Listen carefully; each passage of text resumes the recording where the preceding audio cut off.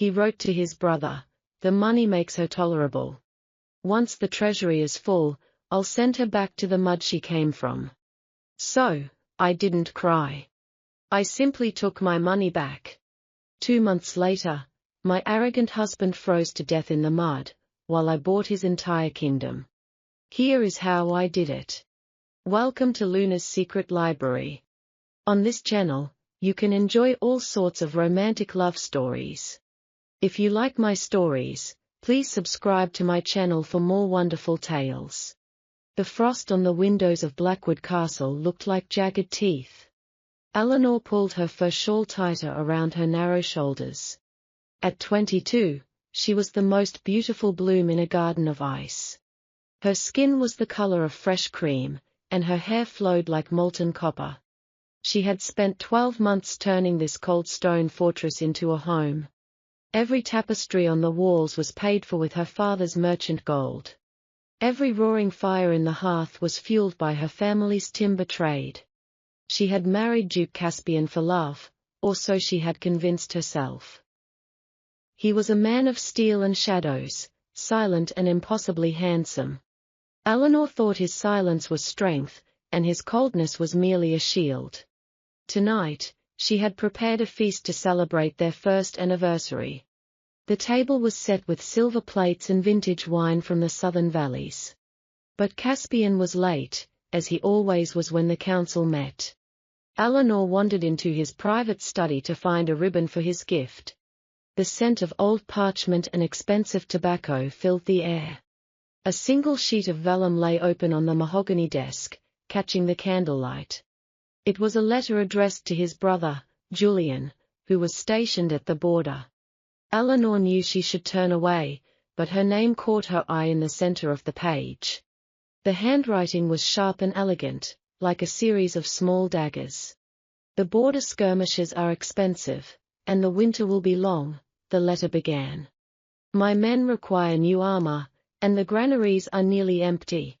Eleanor felt a swell of pride, thinking how her father's latest shipment of grain would save them. Then, her heart stopped as she reached the final paragraph. "You ask if I can stand her company for another season," Caspian had written. "The girl is tedious, her habits are common, and her conversation lacks any noble wit. However, the money makes her tolerable for now.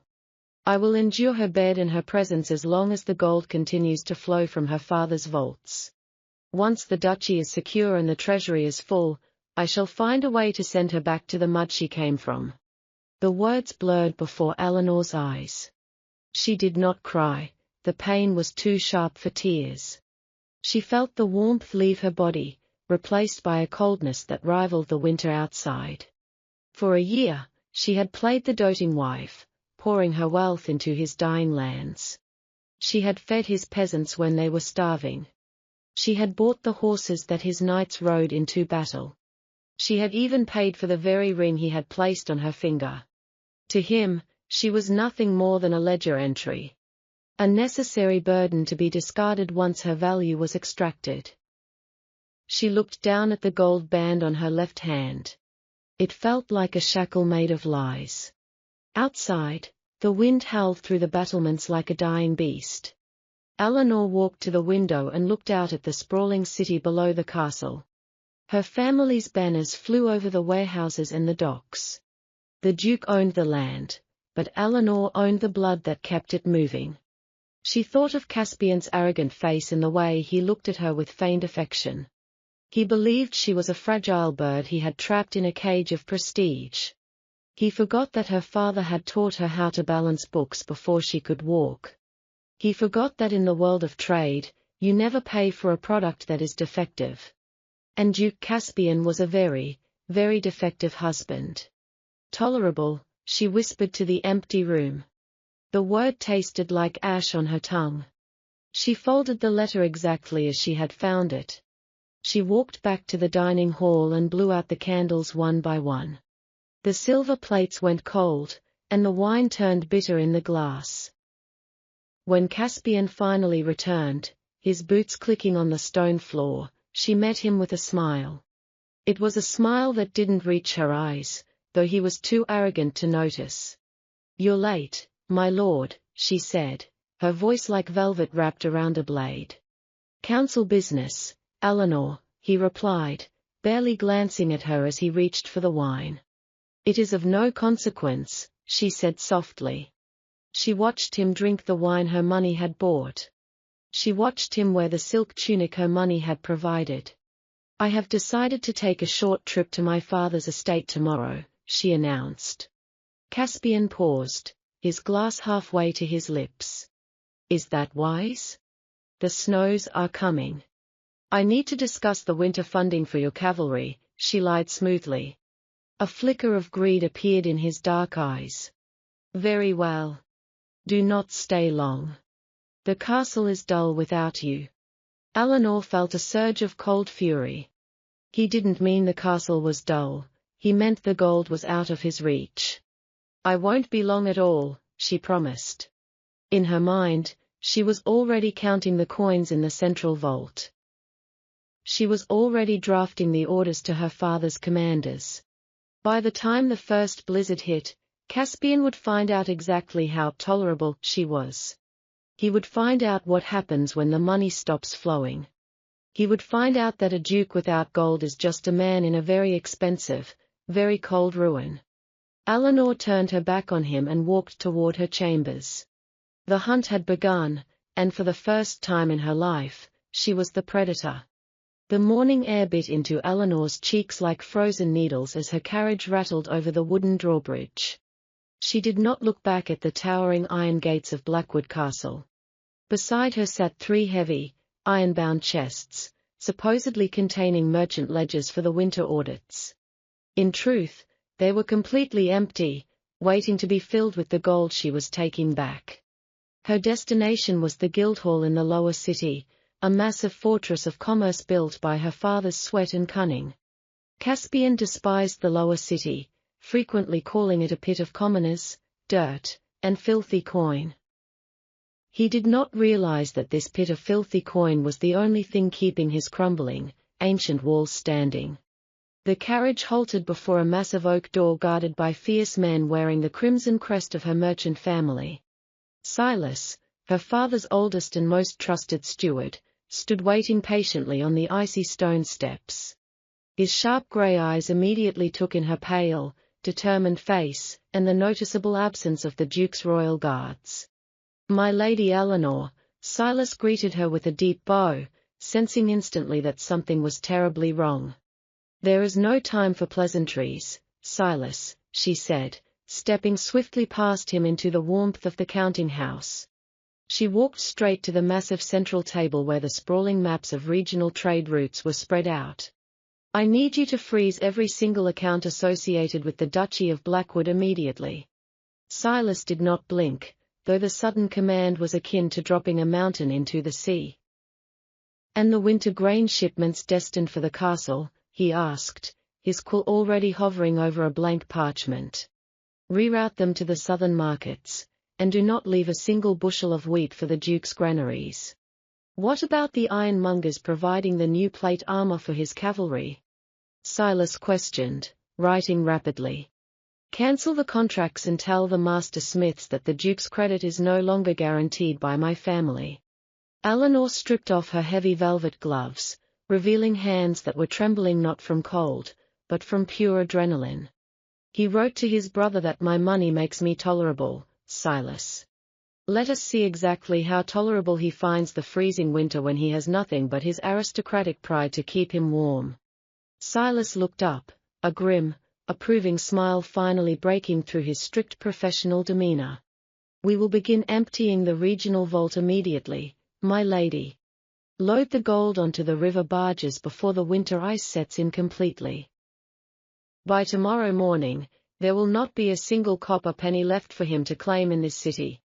Meanwhile, high up in the stone towers of the castle, Duke Caspian was playing the grand warlord.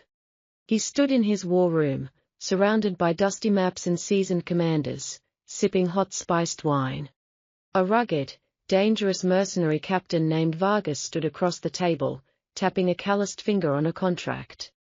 500 men, fully armored, ready to march against the border raiders, Vargas grunted. But they do not march on empty stomachs, Your Grace, and they certainly do not bleed for free. Caspian waved a dismissive hand, a graceful gesture born of lifelong entitlement and unearned arrogance. You shall have your gold by tomorrow evening, Captain Vargas. My wife is currently at the lower city finalizing the winter disbursements from her family's vast estate. Her merchant father is practically begging to fund my glorious military campaign. Caspian signed the heavy parchment with a flourish, committing himself to a massive debt he could never repay on his own. He handed the sealed document to Vargas, feeling incredibly powerful and deeply satisfied with his own diplomacy. He did not love Eleanor, but he certainly loved the effortless, boundless power her dowry provided him. He thought of her quiet, submissive departure that morning, completely mistaking her silent fury for passive obedience. Down in the heavily guarded Guildhall, Eleanor was personally supervising the loading of the iron-bound chests. Men moved in silent efficiency, carrying heavy sacks of gold coins down a secret tunnel to the hidden docks. Every clinking sound of coin was a severed tie between her and the man who had mocked her very existence. She took out the golden signet ring bearing the Duke's wolf crest that he had given her on their wedding day. It was heavy, ostentatious, and entirely paid for by her own father's silver. She placed it on a blacksmith's anvil in the corner and brought a heavy iron hammer down upon it with all her strength. The gold crest shattered, flattening into a meaningless, ugly lump of deformed metal. Send this back to the castle with a messenger, she ordered Silas, pointing at the ruined ring. Include a note saying that the simple merchant's daughter has officially closed her purse. The sun began to set, casting long, bloody shadows across the snow-covered rooftops of the northern city. Eleanor stepped onto the deck of the Lead River barge, wrapped tightly in her thickest winter furs. The freezing wind whipped her copper hair around her face, but she felt completely alive and free for the first time in a year. The heavy barge began to drift away from the docks, slipping silently into the dark, freezing waters of the river. Back at the castle, Caspian's head steward, an anxious man named Thomas, suddenly rushed into the war room. He was terribly pale, sweating heavily despite the winter chill, and clutching a crushed piece of gold in his trembling hands. Your Grace, Thomas stammered, falling to his knees before the Duke and the intimidating mercenary captain. The castellan of the lower vault just sent urgent word regarding the payment for the soldiers.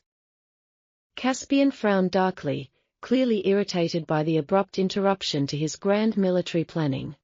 Speak quickly, Thomas, the gold is ready for transport, is it not? Thomas swallowed hard, terrified as he raised his eyes to meet the Duke's suddenly impatient gaze. The vault is completely empty, Your Grace, and Lady Eleanor's carriage was last seen boarding a barge heading downriver. Caspian stared at the steward, the arrogant smirk freezing solid on his handsome face. He slowly looked down at the deformed, ruined wedding ring that Thomas held out to him in shaking hands. The silence in the war room was heavier than the freezing stone walls of Blackwood Castle. Duke Caspian stared at the crushed gold ring, his mind refusing to process the steward's words. Empty? Caspian finally choked out, his voice stripped of its usual aristocratic drawl. Captain Vargas did not miss a single beat, his predatory instincts instantly catching the scent of sudden weakness. The seasoned mercenary stepped forward, his heavy boots echoing like a death knell on the flagstones. Did I hear your steward correctly, Your Grace? Vargas asked, his hand dropping casually to the hilt of his broadsword. It seems the bottomless merchant vault you bragged about has suddenly dried up. Caspian flushed a deep, humiliating crimson, desperately trying to maintain his crumbling authority. There is merely a logistical delay, Captain, Caspian lied, though the cold sweat on his brow betrayed him completely. My wife is prone to emotional outbursts, and I will have her brought back by tomorrow morning. Vargas let out a harsh, barking laugh that echoed with undisguised contempt. I do not fight for delayed promises, and my men do not eat aristocratic excuses. The mercenary snatched the newly signed contract from the table and tore it directly in half. "The deal is broken, Duke Caspian, but my time is still worth a great deal of gold." Before Caspian could utter a word of protest, Vargas signaled to his heavily armed lieutenants waiting by the door. "Strip the silver from the dining hall and take the southern tapestries from the corridors," Vargas ordered his men. "Consider it a late fee for wasting my time, and a warning not to summon the Iron Company unless you can actually pay." Caspian's personal knights instinctively reached for their swords, looking to their lord for the command to strike. But Caspian stood completely paralyzed, suddenly realizing a terrifying truth. He could not even afford to pay his own loyal knights their winter wages anymore. If blood was spilled tonight, his unpaid soldiers might very well turn against him in the chaos. He was forced to stand in agonizing silence as rough mercenaries hauled away his ancestral silver and priceless art. The illusion of his supreme power shattered into a million pieces on the cold stone floor. Far to the south, the climate was milder, and the air smelled of blooming citrus and unimaginable wealth. Eleanor's river barge docked at the magnificent marble piers of the Sterling family estate. Her father, Lord Sterling, the wealthiest merchant in the realm, was waiting for her with open arms. He was a man who understood the immense value of a ruthless bargain and the exact price of betrayal. He proved himself a fool, then, her father asked gently as he wrapped her in a thick, sable-lined cloak. "He proved that his pride is much larger than his treasury, father," Eleanor replied, her eyes cold and clear. They walked into a grand manor house that made Blackwood Castle look like a destitute, abandoned ruin. Fires roared in a dozen marble hearths, and servants moved silently, carrying trays of roasted meats and sweet pastries. Eleanor did not waste a single moment weeping over a man who had only valued her as a walking purse. She sat at her father's massive mahogany desk, pulling out a detailed map of the Northern Territories. "Caspian has no grain, no mercenaries, and very soon, he will have no heat," she explained, pointing to the vital trade routes. "But I want to ensure that he cannot borrow a single copper piece from anyone else in the kingdom." Her father smiled, the predatory grin of a master trader recognizing sheer brilliance in his air. "What is your command, my fierce daughter?" he asked, pushing a thick stack of blank promissory notes toward her. "Buy up every shipment of coal and firewood heading north, and triple the asking price," Eleanor instructed without hesitation. "Then, send our agents to the capital and quietly purchase all of Duke Caspian's ancestral debts." For generations, the Blackwood Dukes had borrowed heavily from the crown banks, using their barren land as collateral. Eleanor knew perfectly well that holding that debt meant holding the very leash attached to Caspian's neck. "By the time the first heavy snow falls, I want to be his only creditor," she declared. "He will learn that a merchant's daughter does not just hold the purse strings, she owns the entire market." Within days, the financial noose began to tighten severely around the freezing throat of Blackwood Castle. Word of the Duke's sudden insolvency spread faster than a deadly plague through the northern merchant guilds. Local blacksmiths flatly refused to repair weapons, demanding upfront payment in hard currency. The castle cooks reported with trembling voices that the pantries would be completely empty in less than a week. Caspian sat shivering violently in his study, wrapped in a thin blanket, staring at the hearth where only a few pitiful embers glowed. The magnificent tapestries were gone, leaving the damp, freezing stone walls bare, ugly, and hostile. A messenger bird arrived suddenly, tapping frantically at the frosted glass of the heavy leaded window. Caspian tore open the small parchment, hoping against hope that his brother Julian had somehow sent emergency military funds. Instead, it was a formal, merciless notice from the Central Royal Bank in the capital city. His entire ancestral debt had been aggressively bought out by the Sterling Trading Company. The legal note demanded immediate repayment in full, or the complete foreclosure of Blackwood Castle would commence. And the signature at the bottom of the brutal demand was written in elegant, painfully familiar handwriting. It was Eleanor's signature, sealing his absolute and undeniable doom. Caspian crushed the parchment in his fist, finally understanding the terrifying monster he had foolishly awakened. He had called her tolerable for her money, and now, her money was going to bury him alive in the snow. The freezing winds of the north eventually gave way to the gentle, sunlit breezes of the wealthy southern valleys. Duke Caspian rode at the head of a pathetic procession of starved horses and shivering, exhausted knights. His once gleaming silver armor was now dull, tarnished by the relentless snow and his own creeping despair. Hunger gnawed viciously at his stomach, a degrading feeling the proud duke had never experienced in his entire privileged life. He had swallowed his immense pride only because the granaries of Blackwood Castle were currently echoing with absolute emptiness. During the miserable journey, he desperately convinced himself that Eleanor was merely throwing a prolonged, dramatic temper tantrum. In his arrogant mind, she was just an insecure merchant's daughter who desperately craved the validation of his noble title. He truly believed that a few charming words and a manufactured apology would bring her, and her gold, running back to his bed. When he finally arrived at the Sterling family estate, the sheer scale of the breathtaking wealth almost made him physically sick. The sprawling manor was not just a house, it was a magnificent palace of white marble, crystal windows, and blooming winter gardens. Dozens of luxurious, gold-trimmed carriages bearing the crests of the wealthiest southern nobles filled the grand courtyard.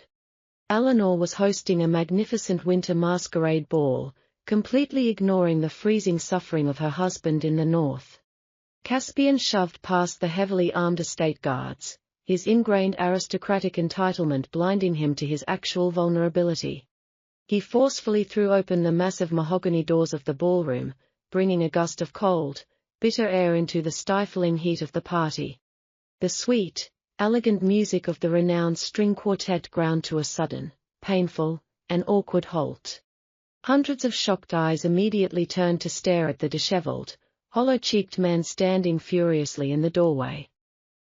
Caspian looked exactly like a desperate, starving beggar who had accidentally wandered into a shimmering palace of kings. Through the sea of expensive silk and glittering jewels, the crowd slowly parted to reveal Eleanor standing at the center of the room. She wore a breathtaking gown of midnight blue velvet, heavily embroidered with hundreds of pure silver threads. A flawless diamond necklace rested against her pale skin, easily worth more than Caspian's entire barren, freezing duchy. She did not look surprised to see him, nor did she show even a fraction of the submissive joy he had expected. Instead, she looked at him with the mild, detached amusement of a wealthy queen observing a particularly ugly and pathetic jester. "Eleanor," Caspian commanded loudly, his voice cracking slightly from the long, thirsty journey across the frozen plains. "This childish game is over, and you will return to Blackwood Castle with me immediately to fulfill your duties." A collective, theatrical gasp rippled through the room of southern aristocrats, deeply shocked by his crude and demanding tone. Eleanor took a slow, deliberate sip from her crystal wine glass before offering him a chillingly polite, razor-sharp smile. "I am afraid you are entirely mistaken, Your Grace," she said, her clear voice carrying effortlessly across the silent ballroom. "I do not play games with my financial investments, and Blackwood Castle is currently my most disappointing, worthless asset." Caspian felt his face burn hot with absolute fury and a profound, suffocating sense of public humiliation. "You are my lawful wife, bound to me by the sacred laws of marriage and duty," he shouted, taking a threatening step forward. Two massive estate guards immediately stepped into his path, placing heavy, menacing hands on the hilts of their broadswords. Eleanor gracefully waved the protective guards away, stepping closer so the entire room could hear her final, devastating judgment. "I was a dedicated wife who brought a kingdom's worth of gold to your crumbling, miserable stone hovel," she corrected him flawlessly. "In exchange, you offered me nothing but secret contempt and a cowardly letter calling my money tolerable. The noble guests in the room began to whisper fiercely, their judging eyes darting between the radiant heiress and the ruined duke. "You have absolutely no authority in this house," Caspian, Eleanor continued, her tone dropping to a dangerous, icy whisper. You are not standing in this magnificent room as a powerful duke commanding his obedient, submissive duchess. You are standing here as a desperate, bankrupt debtor begging his sole financial creditor for a stale crust of bread. Caspian's jaw trembled uncontrollably as the brutal, undeniable reality of his pathetic situation was laid bare before his wealthy peers. He had foolishly come south to assert his dominance, but she had effortlessly stripped him of his last shred of dignity. I own your ancestral debts, I own your winter grain supply, and I own the very roof over your freezing head, she reminded him smoothly. If you want a single copper coin of my gold, Caspian, you will not dare to demand it as a husband. You will get down on your knees right now and beg for a loan like the impoverished, useless beggar you truly are. The absolute silence in the ballroom was deafening as everyone waited breathlessly for the proud duke's reaction. His aristocratic pride screamed at him to draw his sword and defend his honor, but his starving stomach and freezing limbs begged him to kneel. To kneel would mean the absolute death of his ancient name, but to stand proudly meant the literal death of his freezing people. Eleanor watched his intense internal agony with supreme satisfaction, taking another slow sip of her expensive southern wine. She was no longer the naive girl desperately seeking his love, she was the absolute master of his fate, and she demanded total surrender. The agonizing seconds stretched into eternity as the wealthy crowd watched the ruined duke tremble in the center of the ballroom. Caspian's knuckles turned bone-white as he gripped the hilt of his useless sword, fighting a vicious war between survival and vanity. His stomach twisted violently with hunger, reminding him that aristocratic pride tastes exactly like dirt when you are starving to death. Yet, the centuries of arrogant royal blood coursing through his veins simply refused to let him bow before a merchant's daughter. He glared at Eleanor with a hatred so pure and venomous that it could have frozen the blazing marble hearths of the grand hall. I would rather let the wild wolves of the winter storms devour my flesh than kneel to a commoner like you, Caspian spat furiously. He turned his back on his radiant wife, attempting to salvage the shattered, pathetic fragments of his dignity with a stiff, rigid posture. He fully intended to march out of the estate, preferring to freeze to death on the muddy road rather than surrender his noble superiority. But before he could take more than 3 agonizing steps toward the grand exit, the heavy ballroom doors burst violently open once again. A blast of icy wind swept through the room, accompanied by the deafening, terrifying sound of heavy royal boots stomping onto the marble floor. A dozen heavily armored king's guards marched into the hall, their pristine crimson capes billowing like rivers of blood behind them. In the center of this terrifying military formation walked Lord Harrington, the king's personal envoy and the High Chancellor of the realm. Lord Harrington was an old, ruthless man who cared only for the financial stability of the kingdom and the absolute power of the crown. He did not even glance at the magnificent masquerade ball, his cold, calculating eyes instantly locking onto the shivering figure of Duke Caspian. Duke Caspian of Blackwood, the Chancellor's voice boomed across the silent room, echoing with the terrifying authority of the throne itself. You have completely abandoned your vital post at the northern border, leaving the kingdom's defenses vulnerable to the barbarian raids. Caspian froze entirely in his tracks, the last traces of color draining completely from his already pale face as he faced the king's highest official. My Lord Chancellor, I only traveled south to secure the necessary winter funds from my rebellious wife, Caspian stammered desperately. Lord Harrington unrolled a heavy parchment sealed with the king's own golden wax, ignoring Caspian's frantic, pathetic excuses entirely. The crown does not care about your domestic squabbles, Caspian. The crown only cares about the security of the realm and the payment of debts. Lady Eleanor of House Sterling has formally presented the kingdom's treasury with the undeniable proof of your absolute, catastrophic insolvency. You have defaulted on your ancestral loans, your granaries are utterly empty, and your unpaid mercenaries have begun looting your own villages. A collective gasp rippled through the gathered southern nobility, their eyes wide with morbid fascination at the total destruction of a great noble house. Eleanor stood perfectly still, her flawless diamond necklace glittering under the crystal chandeliers, radiating the quiet power of an undisputed victor. She had not merely cut off his daily allowance, she had surgically dismantled his entire political existence by directly involving the sovereign ruler. By the decree of His Royal Majesty, a duke who cannot afford to feed his soldiers is no longer fit to command a royal fortress, Lord Harrington read loudly. You are hereby given until the exact stroke of midnight on the winter solstice to clear the entirety of your massive debts. If you fail to produce the gold by that exact hour, you will be formally stripped of your noble titles, your lands, and your ancient name. The Duchy of Blackwood will then be placed upon the public auction block, to be sold to the highest bidder for the good of the kingdom.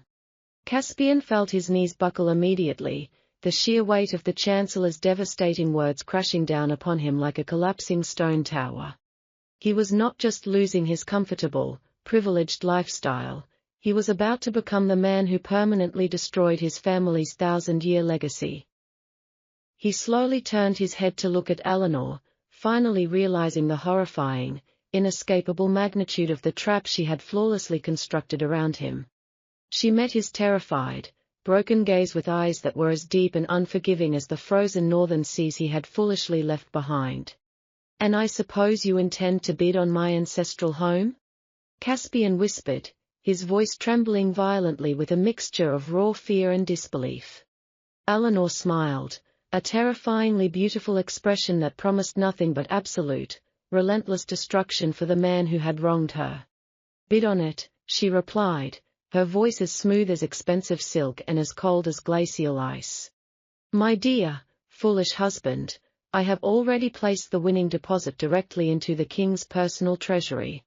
When the winter solstice arrives, I will not just be the woman whose money you found merely tolerable. I will be the sole, undisputed ruler of the North, and you will be nothing more than a nameless vagabond wandering the streets. The absolute finality of her brutal words struck Caspian harder than any physical blow from a heavy broadsword could have ever achieved. His starved, freezing legs finally gave way completely, no longer able to support the crushing weight of his monumental failures and his imminent public disgrace. Duke Caspian collapsed heavily onto the hard marble floor, falling to his knees before his wife not out of submission, but out of total, devastating physical collapse. He stared blankly at the silver-embroidered hem of her magnificent velvet gown, his fragile mind fracturing as the aristocratic crowd above him began to point and whisper. He had stubbornly refused to kneel to secure her gold, and now the universe had violently forced him to his knees to witness the total annihilation of his entire life. Eleanor looked down at him for one long, silent moment, feeling absolutely no pity or warmth for the broken man weeping quietly at her feet. Guards, please remove this filthy trespasser from my estate immediately, Eleanor commanded her men calmly, stepping gracefully over his shivering, defeated form. He is dirtying my pristine marble floors, and I have a magnificent masquerade ball to finish. The heavy oak doors of the Sterling estate slammed shut, locking Duke Caspian out in the unforgiving cold of the evening. He stumbled blindly down the pristine marble steps, his once proud shoulders shaking uncontrollably in the biting winter wind. For the very first time in his pampered, privileged existence, Caspian had nowhere to sleep and absolutely nothing to eat. He wandered aimlessly through the affluent southern city, a ghostly shadow of a nobleman haunting the prosperous, brightly lit streets. The wealthy merchants and laughing aristocratic ladies walking past him did not see a powerful duke, they only saw a filthy, shivering beggar. He tried to seek refuge in a local tavern, demanding a warm room and a hot meal based purely on his ancient family name. The burly tavern keeper simply laughed harshly in his face and physically threw him out into the muddy, freezing alleyway. Caspian landed heavily in the filthy muck, his beautiful velvet doublet immediately soaking up the foul-smelling street water. Hunger twisted violently in his stomach like a rusted knife, forcing the proud man to look longingly at a discarded apple core in the gutter. He squeezed his eyes tightly shut, a hot, bitter tear of profound humiliation sliding down his dirt-streaked aristocratic cheek. He realized with terrifying clarity that Eleanor's endless wealth had been the only invisible shield protecting him from the harsh realities of the world. Without her gold to constantly prop up his illusion of power, he was completely and utterly defenseless against starvation and cruelty. Desperation finally drove him to a shady pawnbroker hidden deep within the city's poorest, most dangerous slum district. He stripped off his fine silk undershirt in the dark alley, shivering violently as he traded the luxurious fabric for a single copper coin. He did not use the precious copper to buy stale bread, because his desperate mind clung to one final, foolish shred of hope. Instead, he purchased a cheap piece of rough parchment and a broken, leaky quill from a ragged street vendor. Huddled miserably under a rotting wooden awning, Caspian drafted a frantic, pathetic letter to his younger brother, Julian. Julian was currently stationed at the freezing northern border, commanding the last remnants of the family's loyal knights. Caspian begged his brother to completely abandon the border defenses and ride south immediately with whatever plunder they could gather. "We must save the duchy, Julian, or we will both die as nameless, forgotten peasants in the mud," Caspian scrawled with trembling, frozen fingers. He handed the desperate plea to a royal courier, using his final copper coin to pay for the cheapest, slowest delivery possible. He truly believed that Julian, the brother who had so eagerly shared his cruel jokes about Eleanor's common blood, would somehow save him from this nightmare. What the starving Duke did not know was that Eleanor was already entirely aware of his pathetic, useless attempt at communication. In the warm, fragrant heart of the Sterling Manor, Eleanor stood gracefully before a towering, gold-framed crystal mirror. She was being meticulously fitted for a magnificent gown made of deep crimson velvet, the exact color of power, victory, and fresh blood. This was the dress she fully intended to wear on the day of the winter solstice, the day she would officially strip him of his crown. Silas, her incredibly loyal steward, stood quietly by the roaring fireplace, holding a perfectly replicated copy of Caspian's desperate letter. Eleanor had paid the royal couriers triple their usual wages to ensure every single piece of Caspian's mail was copied and reported directly to her. She listened calmly as Silas read the panicked, pathetic words her husband had written in the freezing street mud. A soft, chilling laugh escaped her perfect red lips as she admired the intricate gold embroidery on her new bodice. "Let the original letter proceed to the northern border without delay, Silas," Eleanor commanded, not even bothering to look away from her beautiful reflection. "But my lady, what if his brother actually manages to ride south with an armed force to assist him?" Silas asked cautiously, always protective of his mistress. Eleanor turned smoothly, her stunning emerald eyes glittering with a dark, terrifying intelligence that Caspian had never once noticed or appreciated. "Julian cannot ride south, Silas, because his unpaid, starving soldiers have already begun deserting the border camps in droves. When Julian receives this pathetic plea for help, he will instantly realize that his older brother is completely powerless and utterly broke. Men like Julian only respect brute power and massive wealth, and they are incredibly quick to abandon a sinking ship when the gold runs dry." Eleanor knew exactly how the cruel, selfish minds of the Blackwood men operated when they were finally cornered by true adversity. She wanted Caspian to experience the ultimate, agonizing betrayal from the very brother he had written that first, fateful, insulting letter to. She wanted him to wait in the freezing alleys, starving and hoping, only to have his own flesh and blood completely ignore his dying cries.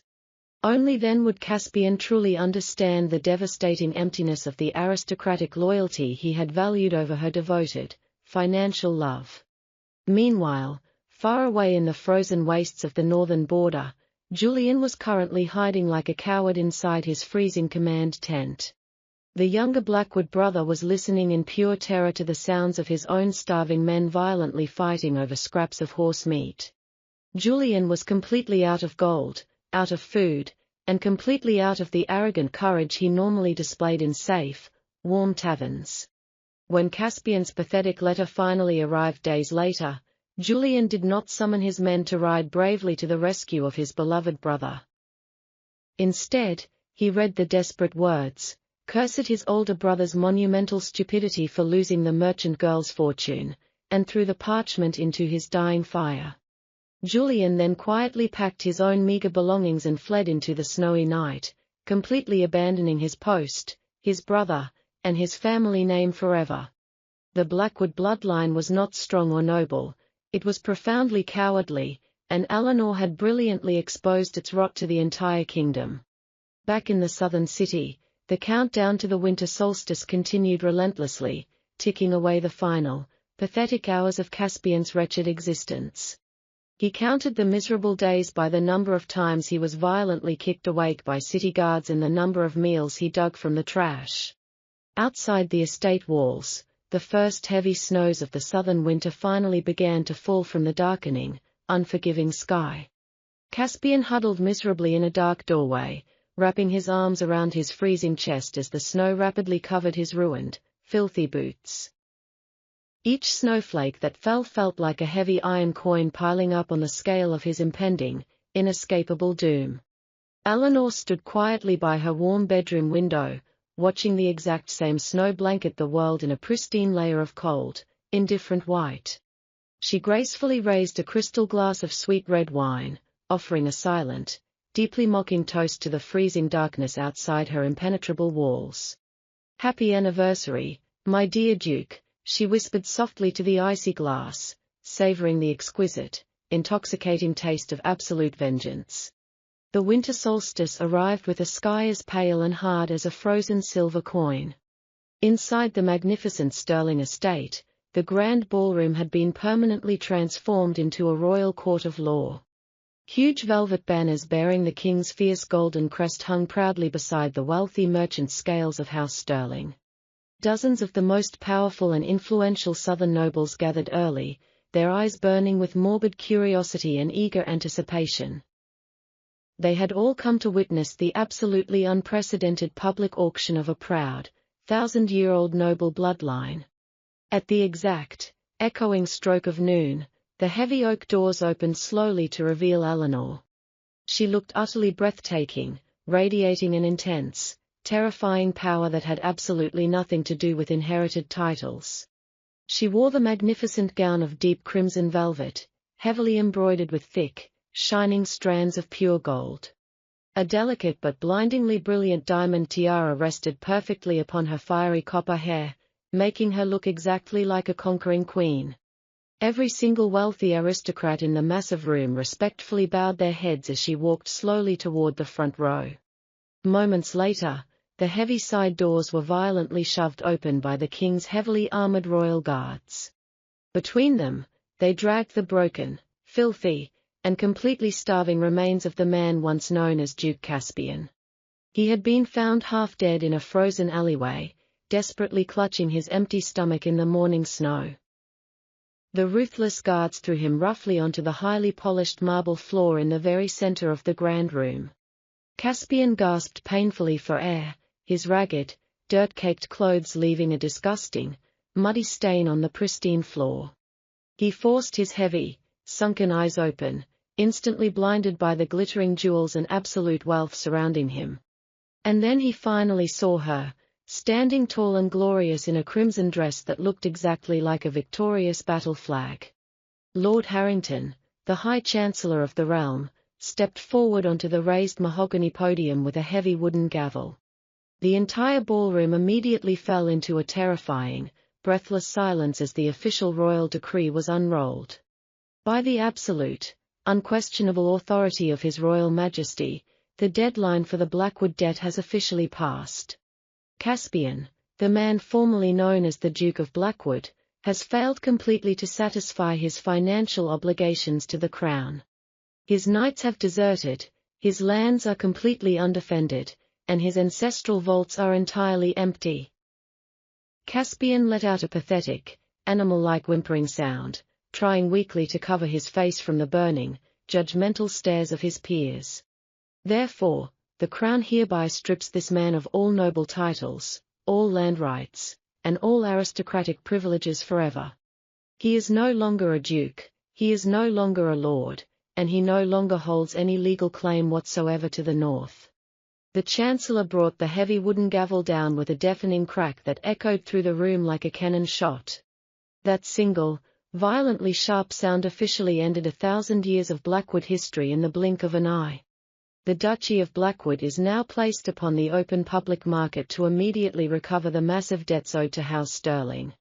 Lord Harrington looked out over the crowded room of wealthy nobles, though absolutely everyone knew exactly who the sole buyer would be. "Do we have an opening bid for the castle, the surrounding lands, and the vital winter territories?" Eleanor stepped forward with flawless grace, her heavy crimson skirts flowing behind her like a beautiful river of blood and gold. She did not even look at the pathetic, shivering man weeping quietly on the floor just inches from her expensive silk shoes. "I bid 500,000 gold coins, paid immediately in full directly to the royal treasury," Eleanor announced with absolute clarity. A collective, massive gasp of absolute shock rippled through the entire room at the sheer, unimaginable magnitude of the sum. It was an amount of money that could easily buy an entire small kingdom, let alone a freezing northern wasteland. Caspian choked violently on his own bitter tears, finally realizing exactly how much incredible wealth he had foolishly thrown away for his arrogant pride. He had actually written that her money made her merely tolerable, completely blind to the terrifying fact that her money made her a god. "Are there any other bids for the Northern Duchy?" Lord Harrington asked the silent room, though he already knew the inevitable answer. No noble in the room possessed even a fraction of that astonishing, terrifying liquid wealth. "Going once, going twice," the Chancellor declared loudly, raising the heavy wooden gavel one final, decisive time. "Sold, to Lady Eleanor of House Stirling, the new and absolute sovereign ruler of the Northern Territories." The wooden gavel struck the podium again, officially sealing the greatest transfer of power the kingdom had seen in an entire century. A royal clerk immediately brought forward a velvet cushion carrying the heavy, ancient iron seal of the Blackwood lands. It was the exact same roaring wolf crest that Caspian used to wear on his finger before Eleanor had smashed it with a blacksmith's hammer. Eleanor reached out with her delicate, perfectly manicured hands and proudly lifted the heavy iron seal of her newly purchased kingdom. She turned slowly, holding the ultimate symbol of absolute northern power up for the entire silent ballroom to see. The massive crowd of aristocrats, the very same people who had once mocked her merchant father, instantly erupted into thunderous, respectful applause. They clapped not for her ancient bloodline, but for the undeniable, terrifying, and absolute power of her endless gold. Caspian lay curled in a miserable, filthy ball on the floor, the loud applause physically hurting his freezing ears. He weakly reached out a filthy, violently shaking hand, desperately trying to touch the hem of Eleanor's beautiful crimson dress. "Eleanor, I beg of you, please," he croaked, his voice completely broken and entirely devoid of any remaining human dignity. "I am starving to death, I am freezing, please do not leave me to die in the terrible streets." Eleanor slowly looked down at the pathetic, ruined creature who had once been her incredibly arrogant, cruel husband. She did not kick him away in anger, nor did she raise her beautiful voice in a fiery, emotional rage. She simply looked at him with absolute, freezing indifference, completely devoid of any remaining love or hatred. "You are speaking to the Lady of the North," Eleanor said softly, her cold voice carrying easily over his pathetic, wet sobs. "And I absolutely do not tolerate filthy, nameless vagabonds begging inside my pristine manor." She signaled to the king's heavily armored guards with a single, elegant, and utterly dismissive flick of her wrist. "Take this trespassing beggar out to the city gates immediately and throw him directly into the blizzard where he belongs." The heavy guards immediately grabbed Caspian by his ruined collar, dragging him roughly toward the tall oak doors. He screamed, a high, thin sound of pure, unadulterated terror as he finally realized his miserable, lonely fate was completely sealed. The heavy oak doors slammed firmly shut, cutting off his pathetic cries entirely and locking him out of the warm light forever. Eleanor turned back to her wealthy, admiring guests, a radiant, totally victorious smile finally gracing her beautiful face. The brutal winter had finally come for the foolish Duke, but her glorious, golden spring was only just beginning. The massive iron gates of Blackwood Castle had remained completely frozen shut for 3 agonizing weeks. Inside the freezing, miserable courtyard, the starving peasants and unpaid soldiers huddled together like dying sheep. They had lost absolutely all hope of surviving the brutal, unforgiving northern winter. Then, the deep, resonant blast of a golden war horn completely shattered the icy silence of the morning. A freezing watchman in the highest stone tower suddenly shouted, pointing desperately toward the snow-covered southern road. A magnificent, unending procession was marching steadily and powerfully through the heavy blizzard. Hundreds of heavy wooden wagons, groaning under the immense weight of coal, grain, and salted meats, rolled toward the castle. At the very front of this incredible, golden caravan rode the fierce Captain Vargas. The ruthless mercenary leader proudly carried a massive silk banner bearing the golden scales of House Sterling. Vargas had once mocked the ruined Duke for his empty promises, but now he would gladly die for the lady who paid in solid gold. And riding right beside him on a pristine white warhorse was Eleanor, the true and undisputed Queen of the North. She wore a heavy cloak of magnificent white wolf fur, looking absolutely radiant and invincible against the bleak winter landscape. The heavy iron gates were frantically cranked open by the terrified, starving guards. Eleanor did not enter her new home as a submissive, tolerated wife seeking her foolish husband's approval. She rode into the massive courtyard as a conquering sovereign bringing absolute, undeniable salvation to a dying land. The starving peasants immediately fell to their freezing knees, weeping openly and joyfully at the sight of the endless food wagons. The unpaid knights bowed their heads in deep, genuine reverence, finally recognizing true, unshakable power. Eleanor smoothly dismounted her horse and walked directly into the grand hall where Caspian had once insulted her bloodline. Light the hearths, feed the people, and pay every soldier his winter wages in solid gold, Eleanor commanded clearly. She gracefully took her seat upon the ancient, carved wooden throne of the Blackwood Lords. Every room that Caspian had forcefully stripped of its beauty was instantly replenished with warm tapestries and thick furs. The heavy, oppressive darkness of the castle vanished instantly, replaced by the roaring fires and the joyful cheers of saved lives. Far away in the southern capital, a very different winter scene was quietly and brutally unfolding in the dark shadows. The savage southern blizzard was raging through the affluent, cobblestone streets, burying the city under a thick blanket of ice. In a filthy, nameless alley behind a wealthy merchant's tavern, a frozen lump of dirty rags lay completely motionless. Caspian's beautiful, incredibly arrogant face was now pale blue, covered entirely in a layer of hard, unforgiving frost. He could no longer feel his freezing hands, his numb feet, or the agonizing twist of starvation in his empty stomach. The terrifying, biting cold had slowly been replaced by a strange, highly deceptive feeling of warm numbness. As his shallow breathing grew increasingly weak, his fractured, dying mind desperately hallucinated his former glory. He imagined he was sitting in his warm war room, drinking incredibly expensive spiced wine from a silver goblet. He imagined his beautiful wife smiling sweetly at him, offering him the limitless wealth of her father's bottomless vaults. But the cruel, pathetic illusion shattered instantly as a stray, mangy street dog aggressively tugged at his ruined leather boot. Caspian did not even have the remaining physical strength to kick the starving animal away. He was a man who had once proudly commanded entire armies, yet he could not defend his own frozen feet from a street mongrel. He remembered the fateful, arrogant letter he had written to Julian, the terrible words that had ultimately destroyed his entire world.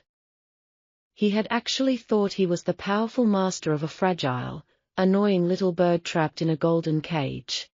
He finally realized, in his last pathetic moments of consciousness, that she had been the radiant sun keeping his entire world alive. And he had foolishly, arrogantly, and permanently demanded that the sun be put out. A group of wealthy nobles hurried past the dark alleyway, laughing loudly as they hurried toward a warm winter feast. They did not spare a single, fleeting glance for the dying vagabond slowly being buried under the freezing snow. Caspian exhaled his final, rattling breath, his chest stopping completely as the howling blizzard claimed his miserable soul. He did not die as a proud, powerful duke in a glorious battle for noble honor and kingdom. He died exactly as Eleanor had promised, completely alone, entirely penniless, and absolutely forgotten by the world. The thick snow immediately began to bury his frozen body, erasing him completely and permanently from the history of the realm. Back in the warm north, Eleanor raised a beautiful silver goblet filled with rich wine, surrounded by her fiercely loyal subjects. The massive stone walls of Blackwood Castle echoed warmly with the happy, lively sounds of feasting and joyous music. She had successfully turned the frozen, miserable tomb of her past into the glorious, golden fortress of her absolute future. The money had not made her merely tolerable, it had made her truly invincible, and the entire kingdom knew her name.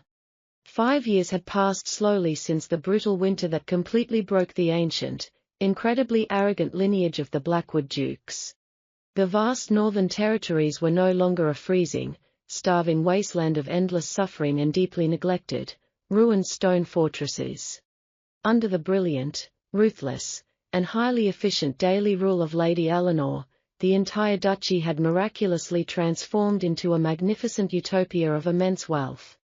The once muddy, dangerous dirt roads leading up to the grand castle were now beautifully paved with perfectly cut, smooth white stone. Hundreds of highly prosperous merchant wagons traveled these completely safe roads every single day, bringing rare southern spices, beautiful silks, and overflowing chests of gold. The terrible, haunting cries of starving peasants begging for bread had been permanently replaced by the joyful, bustling sounds of a thriving, massive international marketplace. Eleanor had successfully built 3 brand new, highly profitable deep-water ports along the icy northern coastline to massively expand her family's global trade empire. She did not just rule her people with the overwhelming, violent power of a heavy, inherited iron sword, she ruled with the absolute, unshakable power of the golden coin. Every single loyal knight in her massive, elite personal army wore brand new, masterfully forged steel armor that proudly bore her family's glorious merchant crest.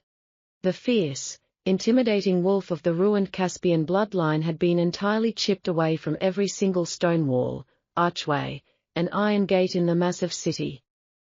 In its place, the proud, shining golden scales of House Stirling caught the bright morning sunlight from the highest, most magnificent towers of the grand castle. Absolutely no one in the bustling taverns, the busy merchant squares, or the quiet countryside ever spoke the completely forgotten, disgraced name of the previous, foolish duke. He had become nothing more than a pathetic, nameless ghost, a brief, highly embarrassing footnote in the extremely long, glorious history of Eleanor's remarkable reign. Some traveling merchants whispered wild rumors about a frozen beggar found dead in a southern alley, entirely stripped of his boots by wild dogs, but no one cared enough to verify the dark tale. To the wealthy, intensely loyal, and prosperous people of the north, true history had officially begun on the glorious, bright winter day their magnificent lady rode back through the iron gates. On a particularly beautiful, crisp autumn morning, Eleanor stood gracefully on the highest, sunlit stone balcony of her massive, luxurious fortress.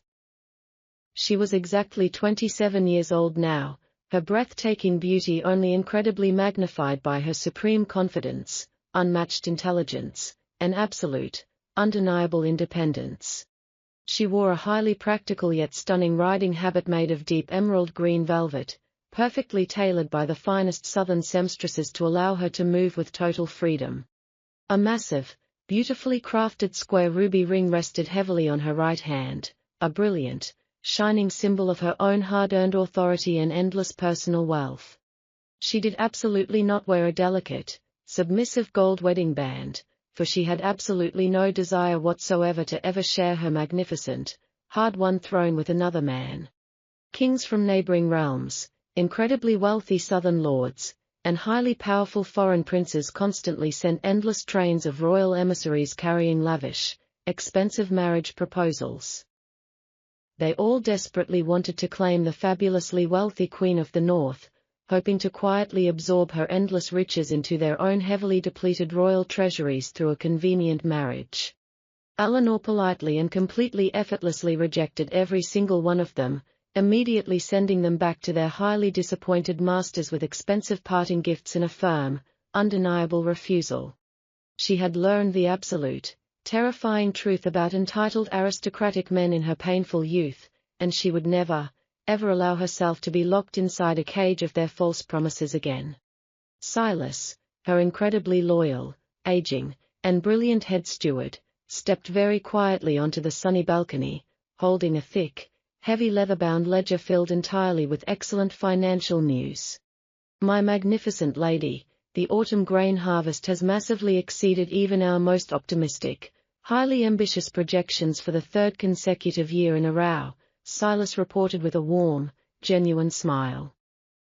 "The desperate royal banks in the capital are practically begging on their knees to borrow from our overflowing vaults to fund the king's incredibly expensive new southern infrastructure projects and rapid naval expansions."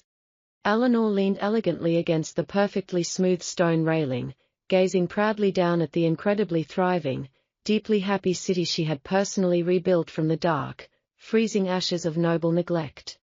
"Tell the king's frantic, sweating bankers that we will happily grant the massive royal loan, but we will strictly and mercilessly demand a highly favorable interest rate," she replied smoothly, her sharp mind always calculating. "And I absolutely want the permanent, exclusive trading rights to the highly lucrative Central River valleys firmly secured in writing with the king's own wax seal before a single copper coin leaves my vaults." Silas bowed deeply, his sharp grey eyes shining brightly with profound admiration and absolute, unshakable respect for the most brilliant, quietly ruthless merchant mind in the entire kingdom.